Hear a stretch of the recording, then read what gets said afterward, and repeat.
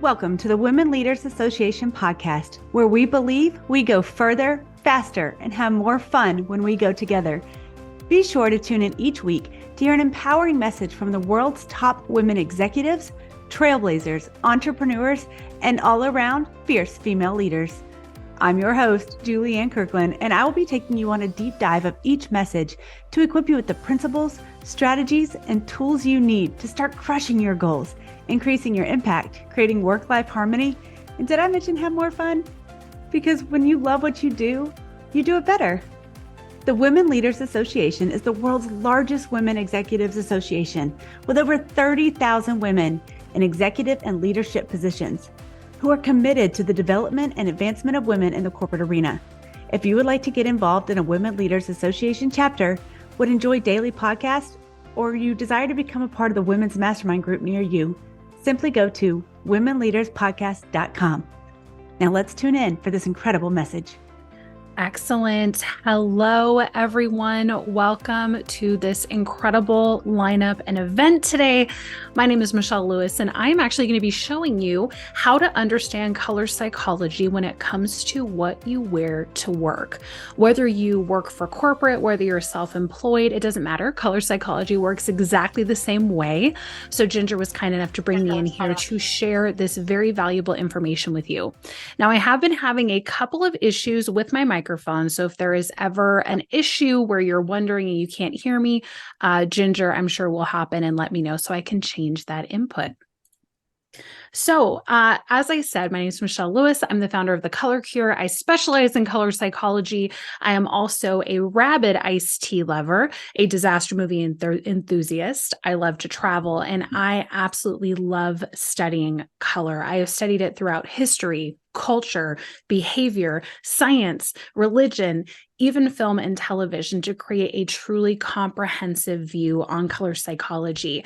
I have been trusted and very fortunate to guest on many stages and podcasts and publications, bringing this knowledge to the world because not only do we love color, but we can actually use it strategically every day, whether it's like we're talking about today, what we're wearing, or if it's talking about how we're speaking, how we're marketing, how we're branding ourselves. And all of that comes from the colors that we see every single day. So these are the colors in the visible light spectrum. They are red, orange, yellow, green, blue, also technically called indigo, and purple or violet. These are the colors of the rainbow. I'm sure you're very familiar, but each one of these comes into view with a specific wavelength. So we can only see a tiny, tiny bit of color, right? There are many other wavelengths that exist, but this visible light spectrum, you can see you have the longer wavelengths in red, all the way to the very small, tiny wavelengths of violet. And what I find most interesting, especially when we're talking about color in communication, is that we can also prove that emotions have a specific wavelength. So if you've ever wondered, like maybe you feel a little bit more confident in your blue blazer than your red one, you might be more attracted to that frequency. But all of that gets down to one thing: emotions. And emotions are key to our daily experience, especially working in business. We certainly don't want to agitate. We may want to prompt action. We may want to bring calm. We might want to bring feelings of growth and stability, especially in today's current economic market.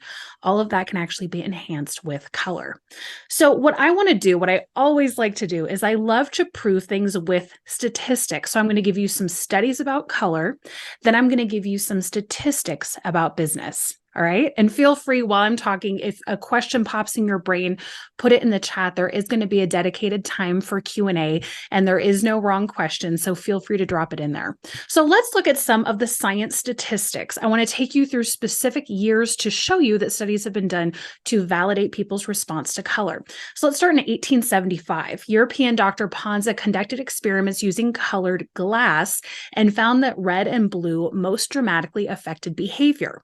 1942, Russian scientist S.V. Krakow did very in-depth experiments with people, specifically with red and blue. Red accelerated heart rate and blood pressure. Blue, reduced it. which was really fascinating. In the same year, Goldstein examined the effect of color on organisms and conducted studies on patients, observing that certain colors had very positive or negative effects. 1974, Jacobs and Effie Hutzmeyer demonstrated red to be more stimulating than green more stimulating than blue, and yellow. So he found that the colors in the longer wavelength, so if we're looking at the visible light spectrum, red, orange, yellow, much more stimulating than the shorter wavelength colors, blue, violet.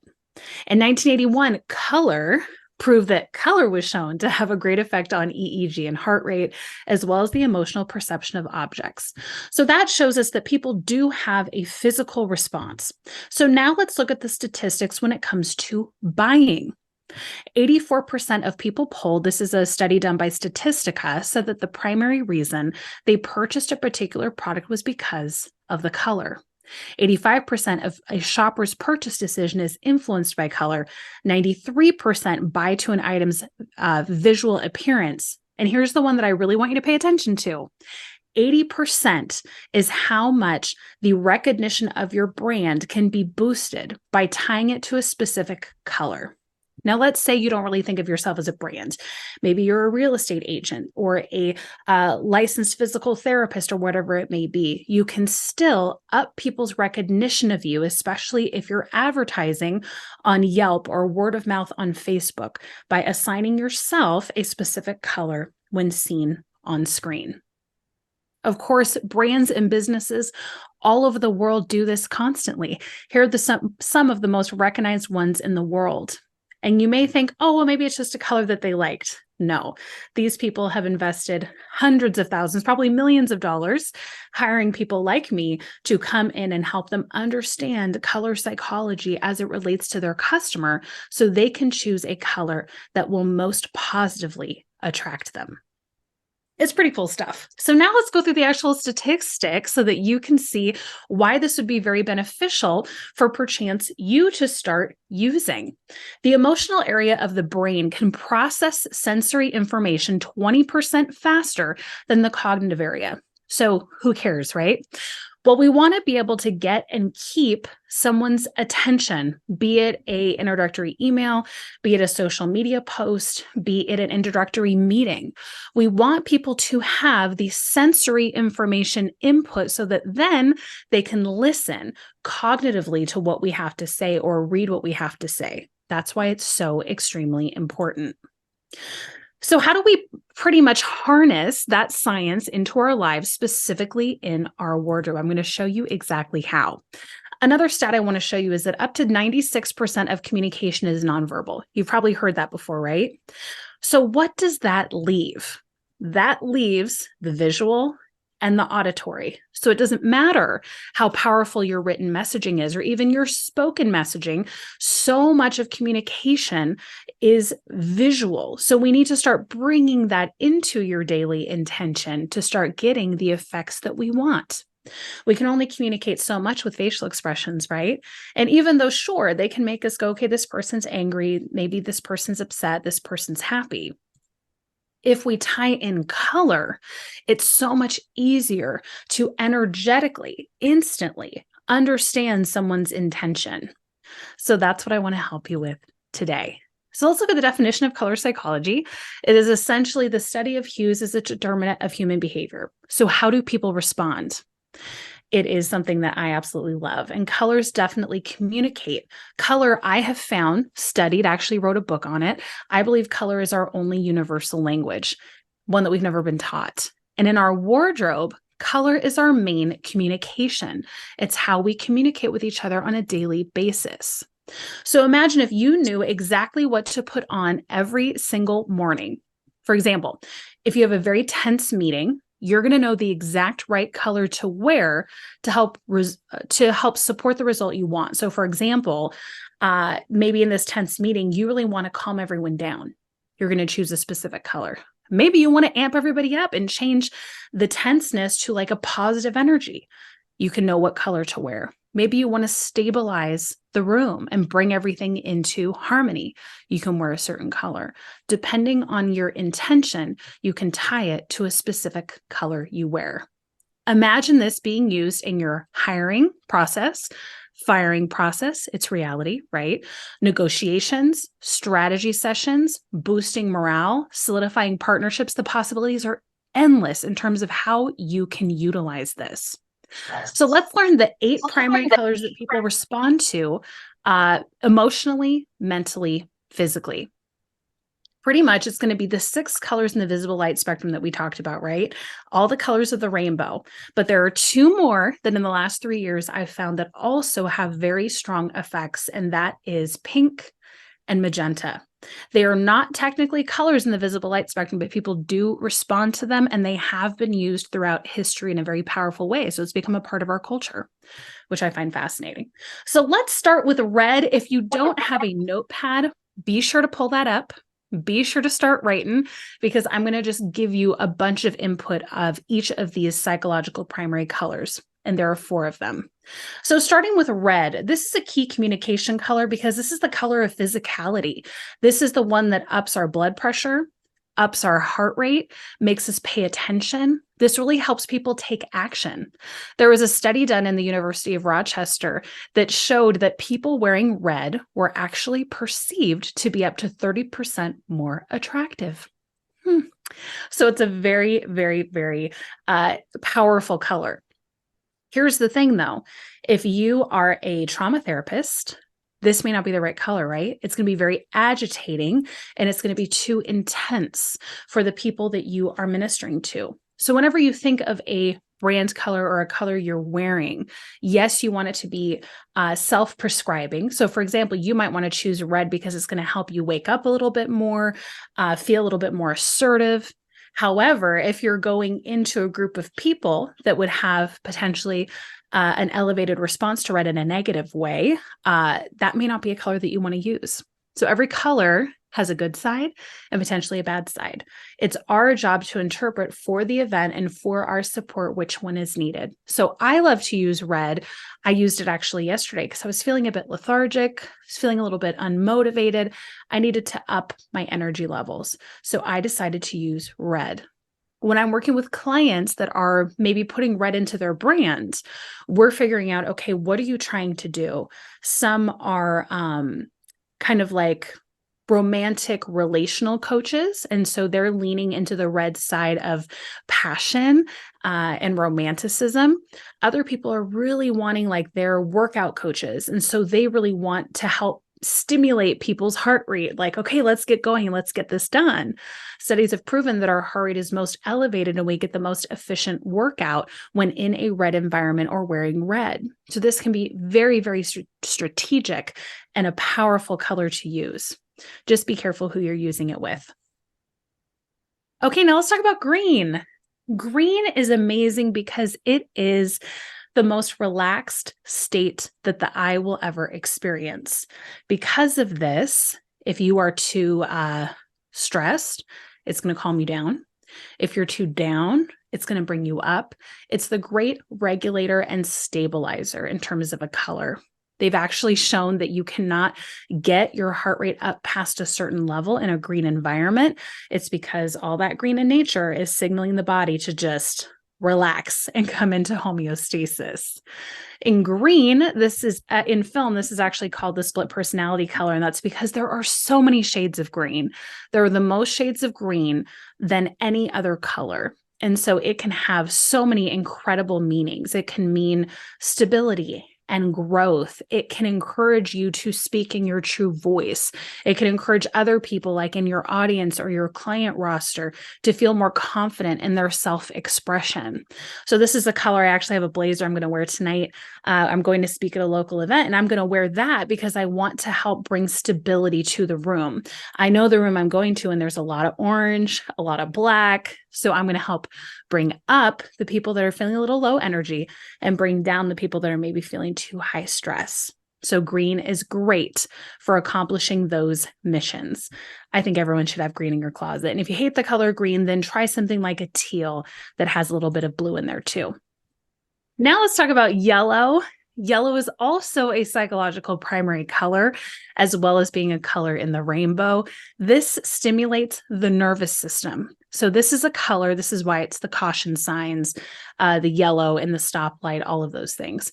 It's also our association because of bees and because of certain snakes to feel very cautionary when we see the color. And in film, yellow is also called the cautionary color. It can bring so much attention grabbing, joy, optimism, focus. So this is a great color, especially in fall and winter, because it perks us up and it actually stimulates the lymphs in our body to pump and move. One of the issues that a lot of people have in the more dormant seasons is a lack of circulation. So this can be very helpful with that process. What you have to be careful of with yellow is, I would say most often, with neurodivergence. So if you have yourself or anyone in your audience, your client base has ADHD, ADD, autism, OCD, anything like that, this can be too stimulating. This can actually cause a lot of stress to the person's nervous system. So in those cases, I say to use a more muted yellow or one that's closer to orange, more of like a burnt yellow, and feel free to just use pops when you need them. Studies show that people that actually took tests with yellow pencils scored higher. So it very much can help you focus, especially if you need to go into maybe an intensive meeting, but it is not a color that we want to have right in front of our face all the time, because I think it would be just a little bit too much. But I love having it as a key staple in my wardrobe that I can use when I need it. And that's the whole point, right? Having a colorful closet and pulling out what you know that you need according to the day. So last but not least, let's talk about blue. Blue is the world's favorite color. Of course, green and blue is what we see most often on our planet. Blue is the psychological primary color of the mind. This is a mentally stimulating color. This color brings down heart rate, brings down blood pressure, and ushers in a feeling of calm. It's a very calming color.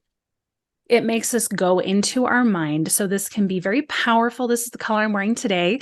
It's because I'm teaching you something new, and I want your mind to be able to absorb it readily. So this is a fantastic color for this. In terms of the corporate world, this is a very popular color. If you go over anywhere in Europe, navy is like the most popular color, or New York. So this is very widely accepted by the world. I recommend using this when you do want to teach something new, when you want to bring calm to a space or a person, or you want to just stimulate deeper thinking. This is the color that I would pull from. So those are the 4 colors I wanted to cover today. These are all psychological primaries, meaning that they have a very, very tangible reaction in a certain part of ourselves, whether it's mind, body, emotions. And I'm happy to answer questions on any of these. What I want you to understand is that every color makes people respond and feel differently. Even the shade that you choose of a color, these are all winter shades here.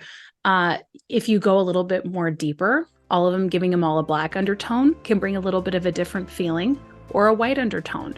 So this is why when you go into a department store, it can feel really overwhelming because there's so many different shades of so many different colors. What's going to look best on me? I'm not sure. So I know that that can feel a little bit complicated. But where I want to start you with is just knowing that these are the main colors that cause an actual physical, emotional, or mental reaction when viewed. We can prove that these colors have been used throughout history and film and culture and science. We can prove it. And I have spent the last 6 years proving that there are such strong responses to each of these colors, not only with what you're wearing personally, what you're wearing and how other people are reacting in a room, but also when selling in terms of a business perspective and attracting clients.